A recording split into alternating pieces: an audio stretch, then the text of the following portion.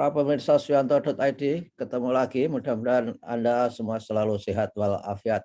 Nah, kali ini kita masih bersama-sama berada di channel Suyanto.id. Ini sebuah channel yang memang sengaja dibangun untuk berbagi pengetahuan dan belajar sepanjang hayat.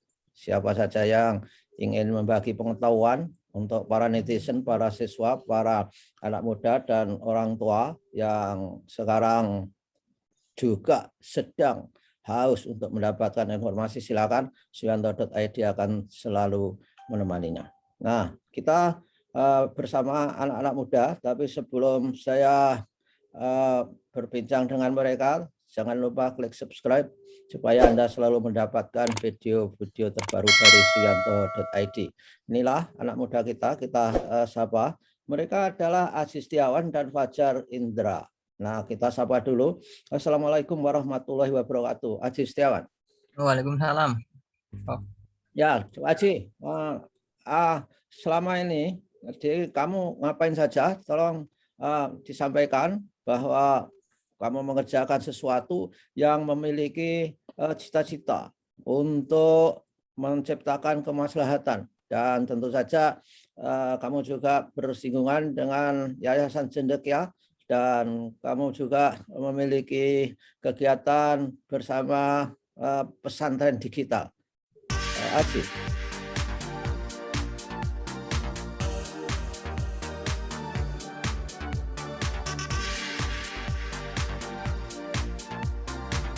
Baik pemirsa Suyanto.id, bahwasanya saya selama ini memiliki kegiatan yang sifatnya edukatif, yaitu sesuai dengan bidang saya. Selama ini saya mengembangkan teknologi digital, terutama di bidang robotika, ya, yang selama ini mulai berkembang di masyarakat, dan banyak sekali manfaat-manfaat yang bisa didapatkan dari teknologi ini sebenarnya. Nah, di era digital sekarang ini. Oke, Aji, kamu dari mana kamu? Kamu pendidikannya di mana, Aji? Pripun, Pak? Pendidikan kamu dari mana?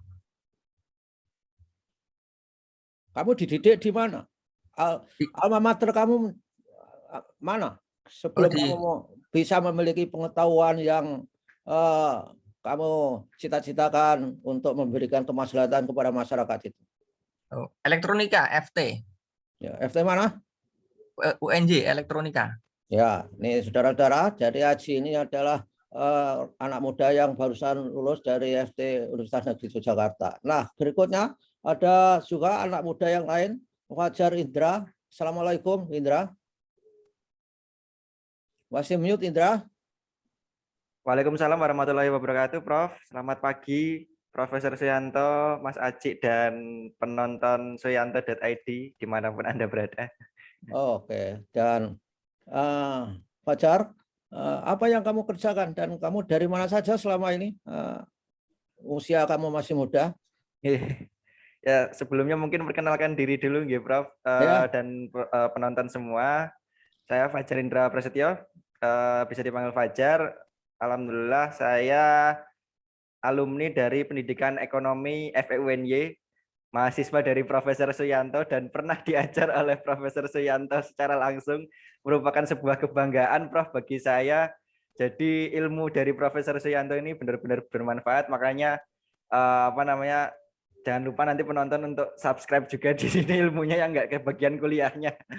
Alhamdulillah, Prof, karena motivasi dari Profesor Suyanto, di tahun ketiga saya kuliah, saya memberanikan tahun ketiga saya kuliah, saya memberanikan diri membuat perusahaan PT, Prof. Oke. Bersama teman-teman bernama PT Eduraya Teknologi Nusantara, yang saat ini alhamdulillah juga membantu Yayasan Cendekia dan pesantren digital Cendekianya, Prof.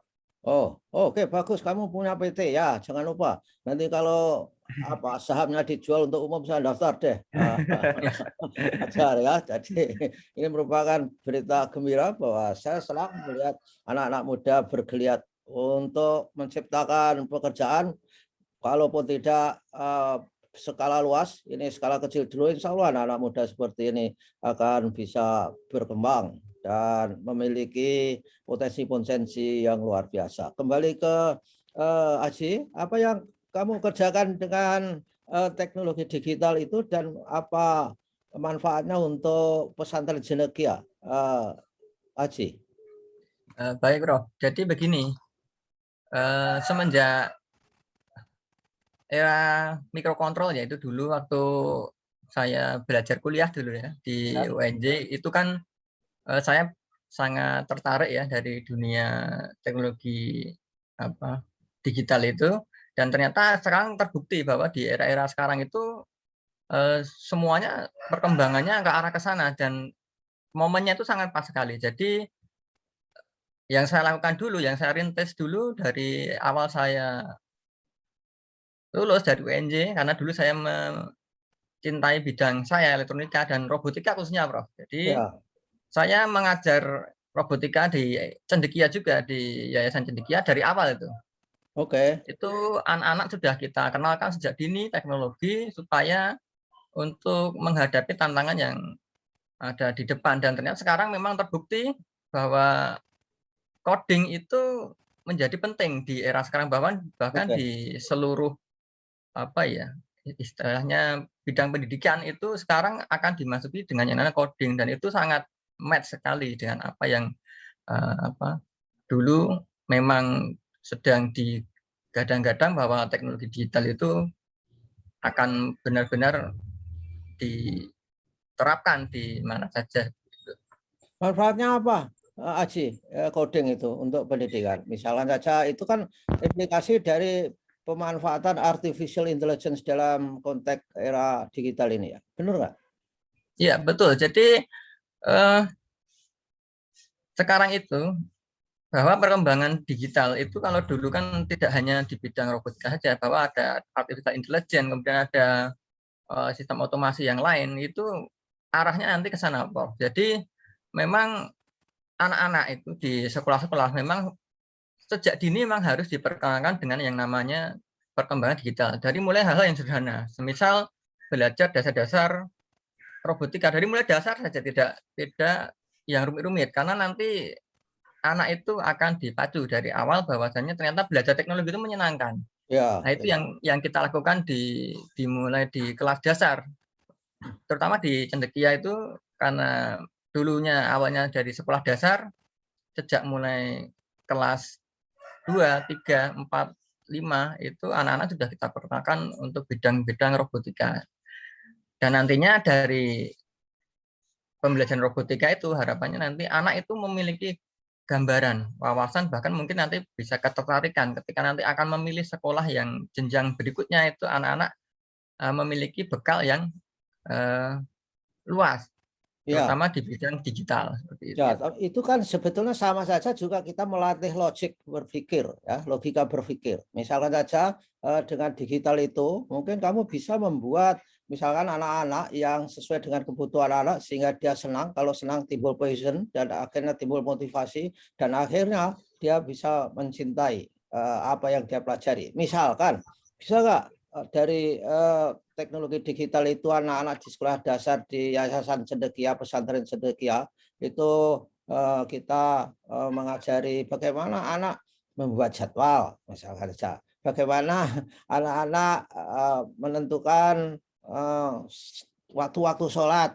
Bagaimana anak-anak misalkan membuat lagu, membuat teknologi pembelajaran yang sangat-sangat sederhana. Misalkan kan mengkoleksi jenis-jenis ikan, jenis-jenis buah. Hal seperti itu bisa nggak dilakukan supaya anak itu belajar tidak abstrak? Bisa nggak, Aji?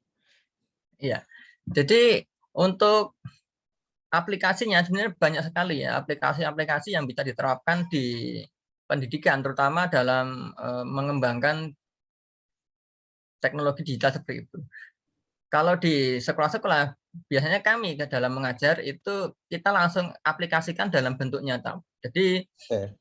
anak itu betul-betul belajar membuat dengan benda yang nyata, walaupun benda-bendanya itu masih dalam tahap yang sangat minimalis. Jadi minimalis, tetapi dia memiliki fungsi seperti itu. Contohnya ada satu buah sensor, satu saja, sensor cahaya. Nah, Iya. anak itu kita berikan wawasan sensor cahaya dan itu dibuat dan nanti anak itu menguji, jadi bisa melihat hasilnya. Contohnya misal kita berikan ke lampu, jadi nanti kalau ditutup itu lampunya menyala, dilepas mati. Jadi anak itu memiliki ingatan nanti, oh ternyata kalau belajar sensor itu seperti ini manfaatnya. Jadi hal-hal yang dasar seperti itu yang kita berikan ke anak-anak. Gimana, Aci? Gimana reaksi anak-anak itu? Itu kan harusnya menyenangkan, karena anak-anak ibaratnya mempunyai permainan baru. Ada mainan baru ini daripada di rumah mainannya hanya boneka atau mungkin mobil-mobilan. Seneng nggak anak-anak dengan cara seperti itu?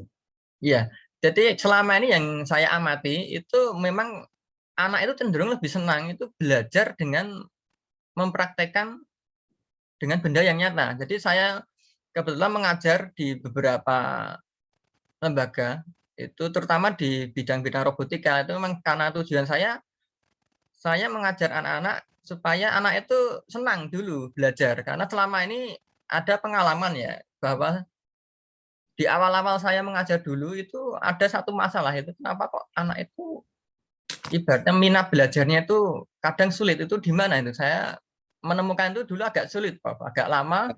Ya.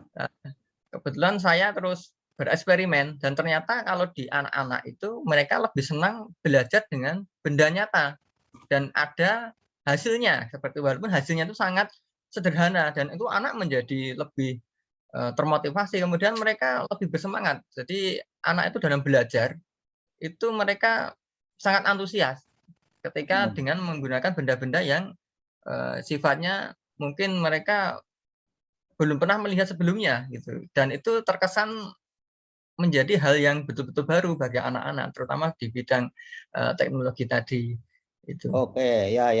Saya sepakat tuh. Karena menurut teori psikologi bahwa anak itu harus belajar dari yang nyata, yang dekat dengan dia, dan kemudian baru bisa diberi pembelajaran untuk mengenal konsep konstruk yang abstrak berikutnya. Oke lah, terima kasih Aji. Nah, kemudian ini anak muda yang lain nih, Fajar. Halo Fajar. Siap, Prof. Nah, apa yang kamu lakukan setelah kamu termasuk, saya kira termasuk mahasiswa yang sedikit jumlahnya berani mencoba di semester ketiga untuk keluar dari sangkar perkuliahan, kemudian mencoba mengadu dan menghadapi tantangan di masyarakat untuk mendirikan sebuah perusahaan. Gimana ceritanya itu? Coba kasih cerita ya, yang tidak sukses saja, yang tidak sukses juga kamu ada tentunya. Tapi bagi orang yang growth mindset, tidak sukses itu merupakan proses belajar dan tidak menyerah. Ini bedanya mungkin dengan mahasiswa yang lain. Begitu tidak berhasil dalam upayanya langsung menyerah. Gimana Jar? Fajar? Siap, Prof. Jadi dulu saya itu masih teringat mata pelajaran dari Prof. Suyanto waktu itu menerangkan tentang high order thinking skills. Betul gitu, Prof. Oh Prof. iya, Suyanto. lumayan kamu masih ingat saya kasih kuliah ya.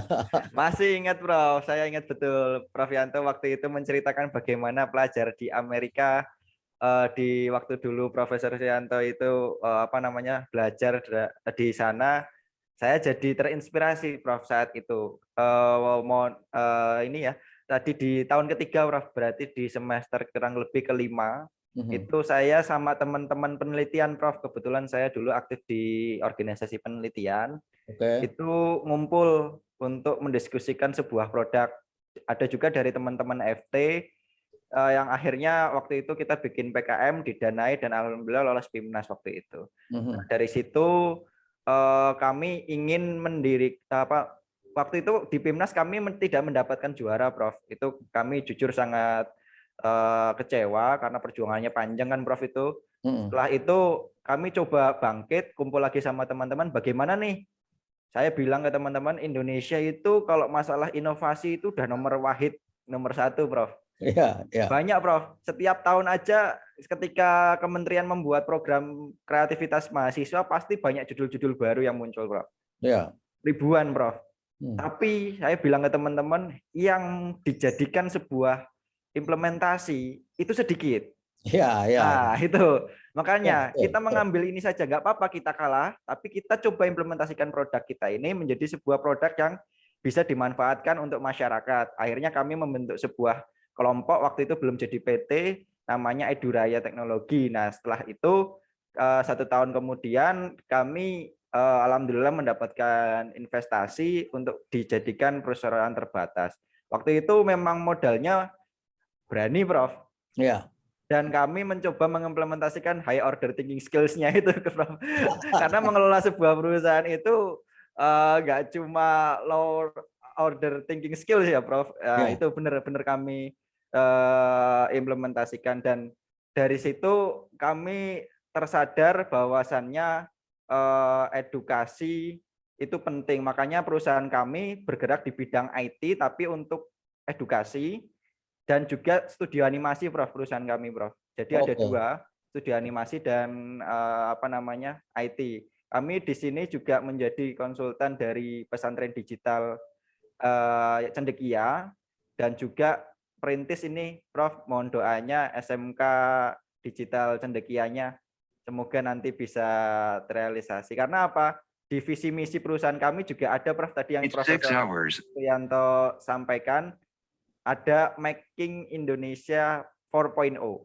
Karena Wah. kami kebetulan bergerak di bidang itu juga. Kami membuat sistem informasi, membuat kemarin di Yayasan Cendekia itu kami membuat sistem donasi, Prof.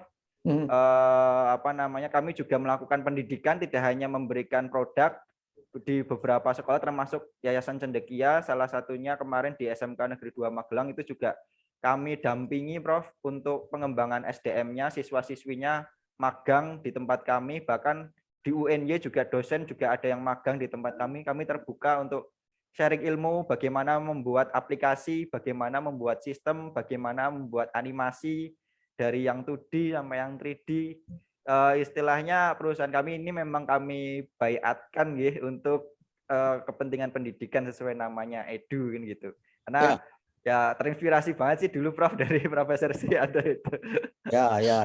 Ya, bagus, bagus Fajar, dan saya kira inspirasi itu penting. Saya kan sering cerita di kelas dulu. Mudah-mudahan di Betul, kelas Prof. kamu juga cerita bahwa inspirasi, imajinasi itu lebih penting dari teknologi. Semua teknologi itu lahirnya dari imajinasi, dari inspirasi. Dan tentu saja kamu insya Allah akan menjadi orang hebat karena saya bisa membaca bagaimana tekad kamu, bagaimana misalkan saja inspirasi yang bisa kamu dapatkan ketika berkuliah.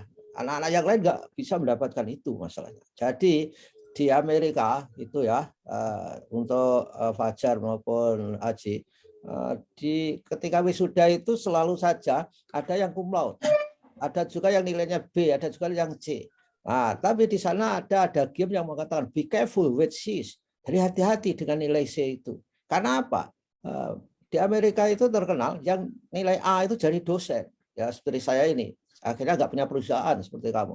Kemudian yang B jadi birokrat, pejabat-pejabat itu. Yang C, nilainya C itu pada punya perusahaan gede-gede sehingga bisa mempekerjakan orang-orang yang nilainya A, orang-orang yang nilainya B. Nah, ini tekad kamu harus kamu bulatkan. Di sekitar saya ini juga ada seorang mantri membuat klinik, hanya klinik bersalin saja. Nah, kliniknya itu berkembang karena berkembangnya apa? Karena faktor leadership, entrepreneurship. Nah, setelah berkembang jadi rumah sakit.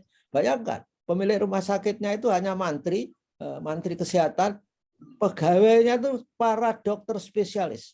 Nah, harapan saya kamu ya Aji dan Fajar bisa seperti itu dengan catatan high order thinking skill, kemudian entrepreneurship itu terus saja juga harus punya growth mindset, dan kamu bisa mendengarkan growth mindset package di suyanto.id itu bisa dikuasai. Nah, kemudian apa yang sudah kamu lakukan dengan ini Fajar, dengan setelah ada PT investor tuh investornya itu dari pihak ketiga ya Fajar. Gimana cara kamu mencari investor?